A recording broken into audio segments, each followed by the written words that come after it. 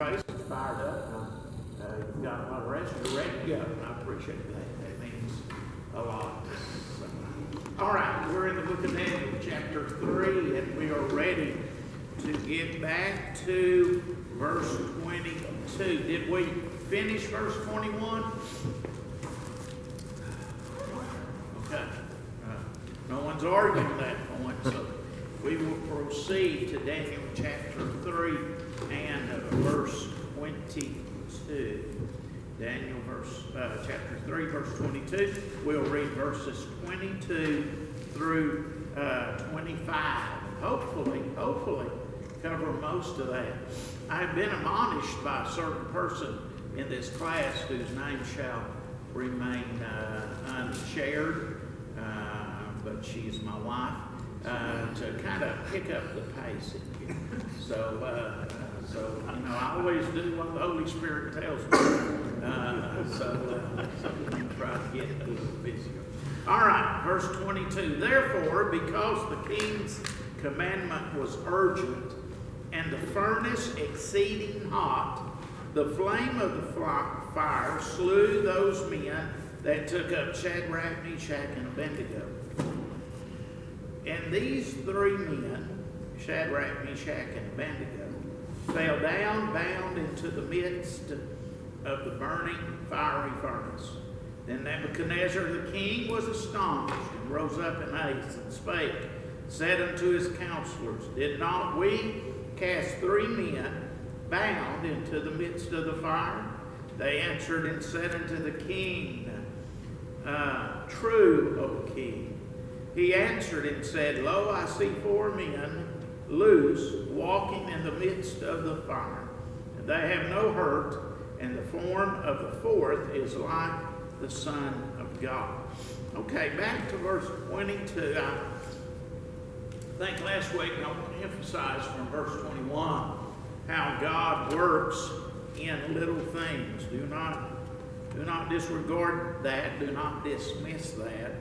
But it is seen pretty evidently here in this story. In verse 22, these men who took the three Hebrew children, the scripture says in verse 22, threw the three Hebrew children into the midst of the fiery furnace. In verse 22, it says the king's commandment was urgent, and that simply means that he said, let's do it now. And then secondly, the furnace is heated as the instructions were. And verse 22 says the flame of the fire killed. And notice the word slew here. It killed the mighty men of verse 20. Now, a couple of things. There's debate among commentators. Did it consume these three? I don't know why I keep calling these mighty men three, because I'm thinking about Hebrew children. But there's debate. Did the flame actually consume these mighty men, or did they die because of the, if you will, the gas and the vapor, the smoke from the fire? Some say, well, it says the flame, so that means that they were consumed.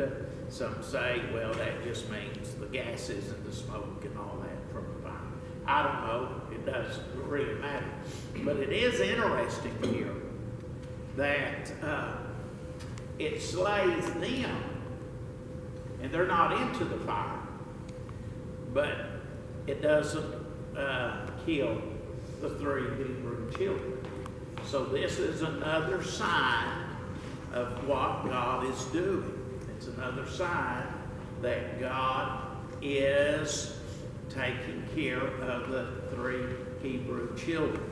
Another thing that is indicative here is that this shows how great the deliverance of God is going to be. Because if you put all the ducks in a row, if you put all the things together, You have God making sure that the witness of what He's going to do is expanded because more people involved and more of God's deliverance is being seen, because He didn't deliver the mighty men. He delivered the 3 Hebrew children. But you would think, just logically, that if the flame, ever how it was done, was going to kill the mighty men, it would also destroy the 3 Hebrew children even before they are tossed into the fiery furnace. So just another trait of the greatness of the deliverance of God. All right, I see no need to stay here unless somebody has something. Anyone have anything? Still a remarkable thing taking place in these verses. Verse 23. And these 3 men, Shadrach, Meshach, and Abednego. Now remember, I mentioned last week, it still is interesting to me that in verse 21, just said calls them the 3 men, and now here every verse he's mentioning their names specifically. And these 3 men, Shadrach, Meshach, and Abednego, fell down, bound into the midst of the burning fiery furnace. All right. First of all, notice it says that they fell down. Now there's difference of opinion. Did the mighty men get killed after they threw them into the fire? Or did they get killed and then the 3 Hebrew children just fall into it because they had died and lost their grave? I don't know that matters, but that is debated. But notice they fall down everywhere, if they're thrown or they are just the 3 men or the mighty men lose their grip and they fall into the fiery furnace. Notice it says that they fell down into the midst of the fiery furnace. The midst. So the midst means that they're right in the middle of it. And this is important to me. This is important to me. Because while we don't know entirely how the furnace was constructed, there's discussion about it. Into the midst or the middle of the fiery furnace is important because that means they can't get out. You know, if you're around a campfire and you're on the edge of it, then you have room to maneuver and get out and get away from being burned.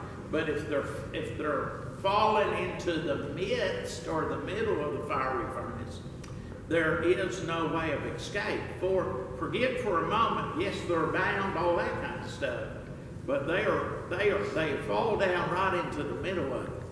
So there's no escape, even if they were able to do a Houdini act and get out of their binding and such as that.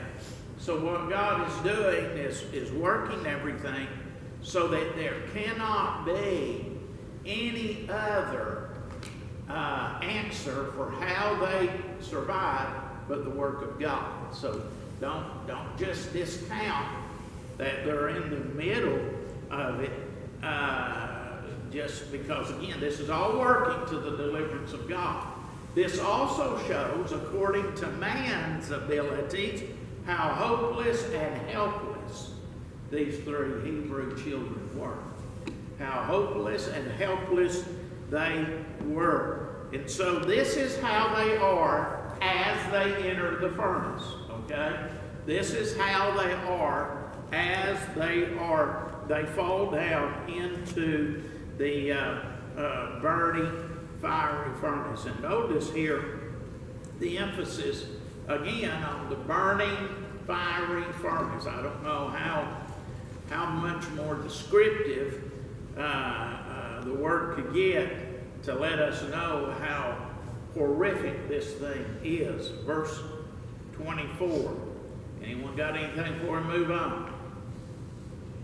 Deidre will be proud because I'm not dragging my feet. Okay, verse 24. The king was astonished.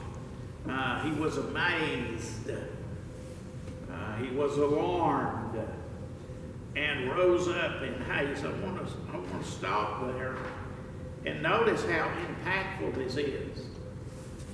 Because the king rises up off his throne, however he's seated, but that doesn't happen much. The king doesn't rise. People usually leave his presence before he rises.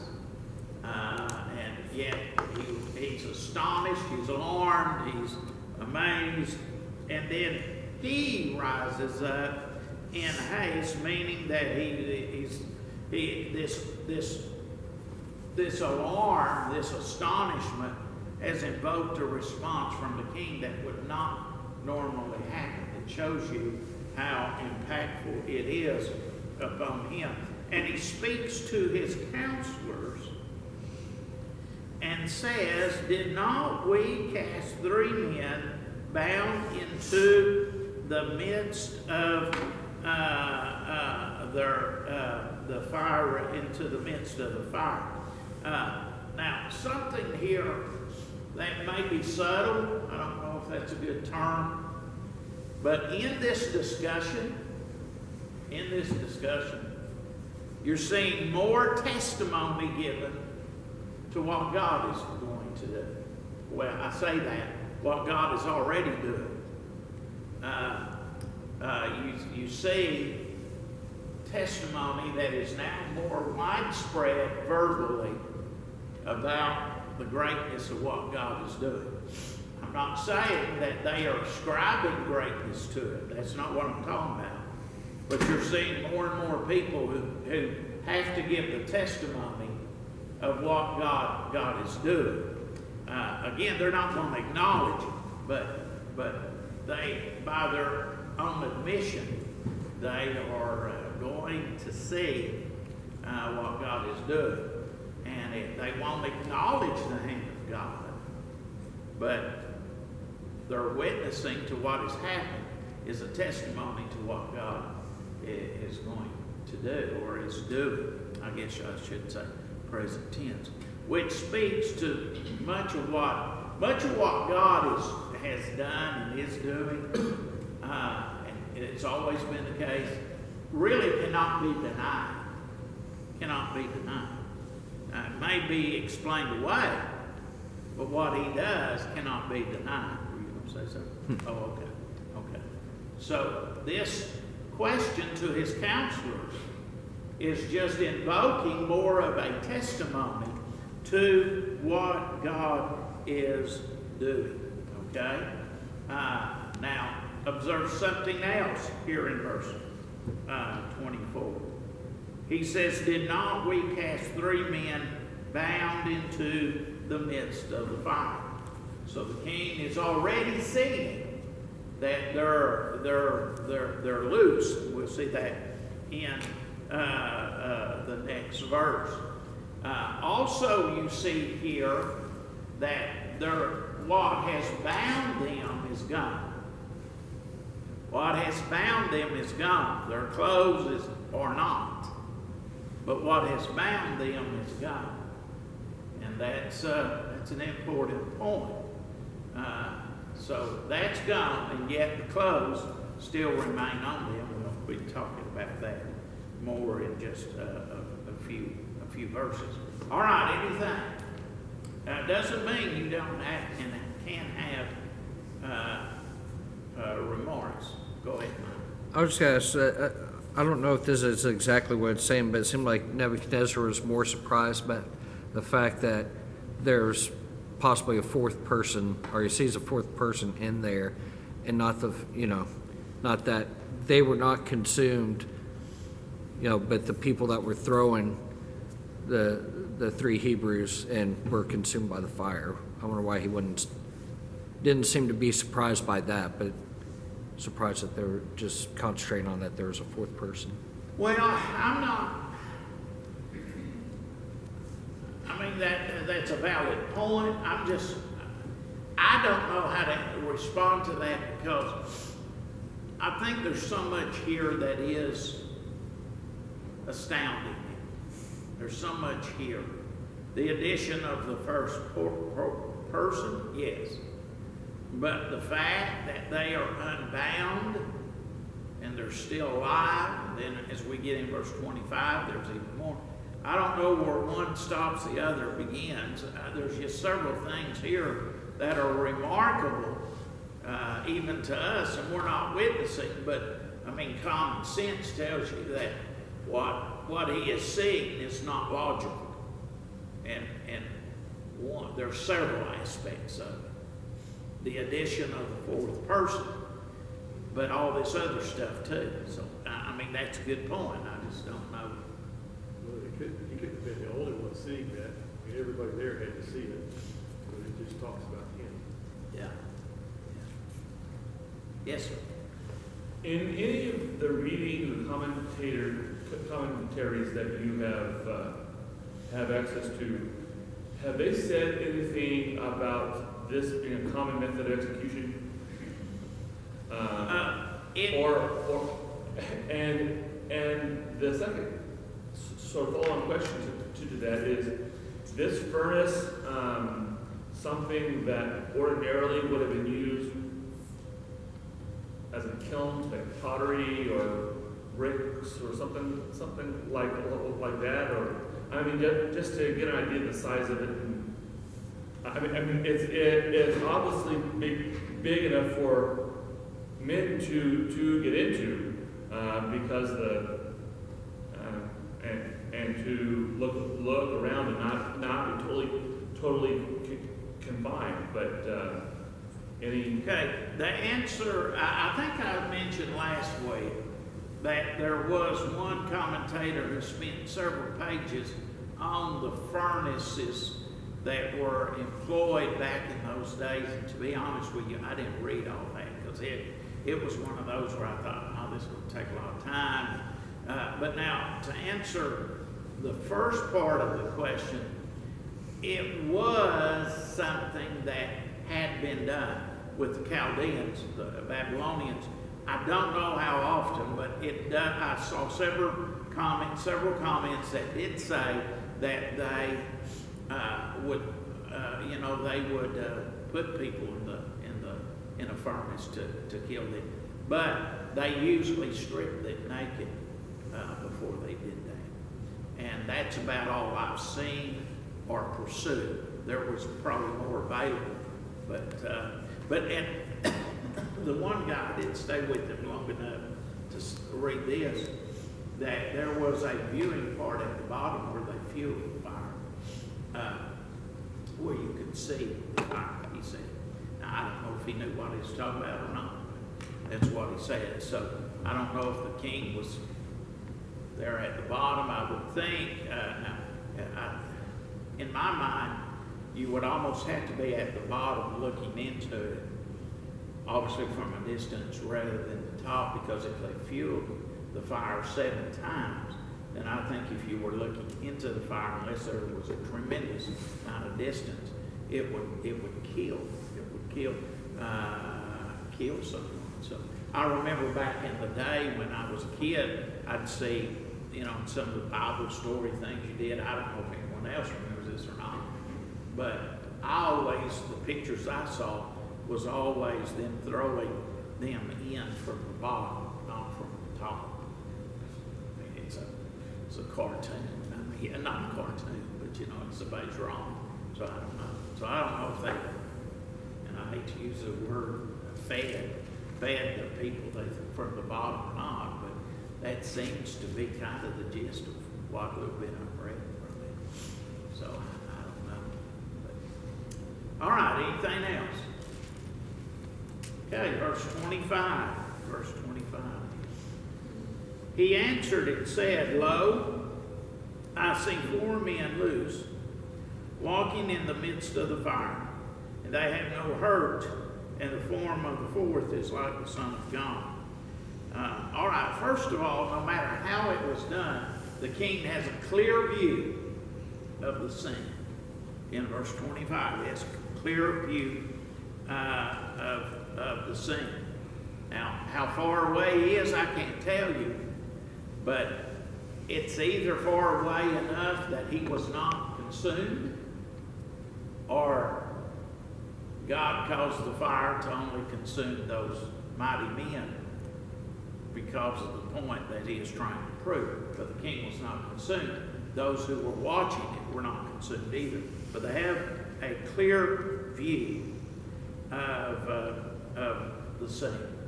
The second thing is he marks, again, the fact that they are loose. I see 4 men loose. And then the next phrase is interesting because he says, walking in the midst of the fire. Walking in the midst of the fire. So they're active. Okay? And perhaps the most remarkable thing is that they are not active in trying to get out. They are walking about in the fire and not trying to escape. That's one of those things that sometimes you hear it talked about when somebody's preaching or teaching on this, sometimes you don't. But there's no evidence that they're trying to get out. What? You just think, I'd be dancing. Like if you're like, woohoo! I mean, the fire's not, it just says they're walking back. Can you not think that they were celebrating? I don't know. I just That's imagine they were just very like possible. walking. And Yeah. I don't, and how long is this going on? I'm sure it's not hours and hours, but, it takes the king's not going to just say, oh, there seems to be a problem in the fire, they're walking about. He's going to be astonished. It's going to render him probably for a moment anyway, kind of in shock. And then he's going to get up and he's talking to his counselors. And I would suspect that whatever is going on is taking a few moments to, for lack of a better term, or maybe this is a good term, unravel. But they're seeing this, and I just think this has been, and this may have been, we don't know the whole circumstances. May have been going on for a while. But what it means when it says they're walking about, I can't tell you, but they're not trying to get out. And then secondly, notice he says, and they have no hurt. So it is obvious to the king that they are experiencing no evidence of any pain. No evidence of any pain. So there's just really one remarkable issue that's going on inside this fiery furnace after another one. So that's important. That's important. And then he says, and the form of the fourth is like the Son of God. Now this is a phrase where you get into some debate because some people like to say, and I'll take it from 2 different angles first, that the king recognized it. Well, let me back up and say, is this Jesus or is this an angel? Well, there's debate. I can tell you what I think. I tend to believe it was Jesus. But now, if you disagree with that, it's okay for you to be wrong, as they say. No, I'm just kidding. But I tend to believe that. I used to, when I was a kid, I was taught, as I remember being taught, that it was an angel. And it could have just been one of the Lord's angels. But I tend to believe that it was possible, probably Jesus. And but if you disagree with that, that's fine. But the second issue then is, does the king recognize that it is Jesus? Because some people will say, well, he says that it is the form of the Son of God. Now, I'm pretty confident that he does not see him. The fourth one as being Jesus because Nebuchadnezzar didn't know who Jesus was. And I think it's pretty evident from what we've read that Nebuchadnezzar was not a man who even really, he acknowledged the God of Daniel as being the God of gods, but that's the key, the God of gods. He wasn't focused on one God. And so there's sure no evidence in my mind that he would have known who Jesus was. The translation is a son of the gods. A son of the gods. And what he's saying is that it's a human form of a god. Probably a human form of a god. But I do not believe that equates with him recognizing this as Jesus Christ. I also believe that this king would recognize that, and this is kind of, again, I don't want to get bogged down at this point, but the fourth, who, whether it be an angel or Jesus, was pretty well in human form. Because the way the king describes him, he describes him as being, yes, a son of the gods, is what it says, but he's identifying him as being the fourth, similar to the men, the three Hebrew children. So that teaches me that he's probably in the form of a similar, like a human. I think the king identifies him as, and this is R.L.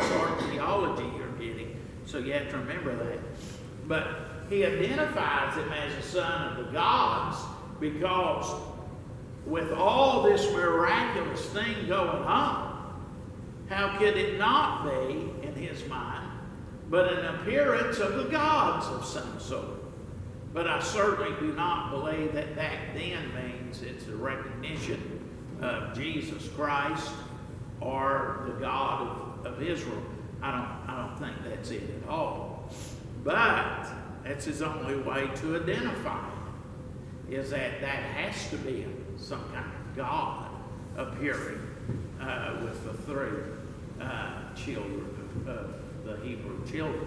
So I just think that's the way he sees it based upon the fact of what's going on. Now, I may be as wrong as I can be. But now I tend to believe that it's probably Jesus Christ. Yes, ma'am. Hey, I was told by you to pick it up, so you're bogging us down. I have a question. So is it the translators that had the capital S for son and capital G for God? Is that the translators? That would probably be as the Son of God, and that's not what the original one. Well, that would probably be what I would say, because there's no way.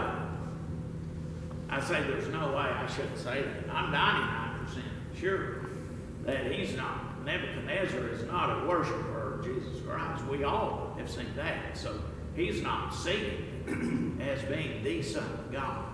Well, why wouldn't he? Huh? Why wouldn't he have already said that? Well, because he's not worshiping the God of Israel.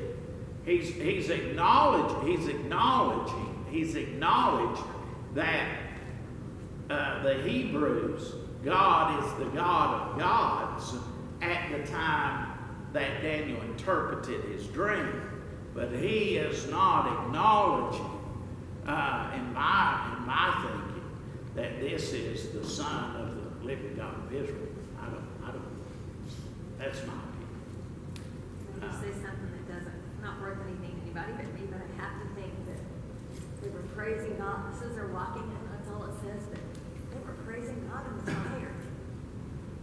Well, I mean, You know, if you're asking... I just never thought about that before, but I'm like, they were praising, you know. Right. But to me, we're talking about kind of two different issues. I'm just fixated on that part, sorry.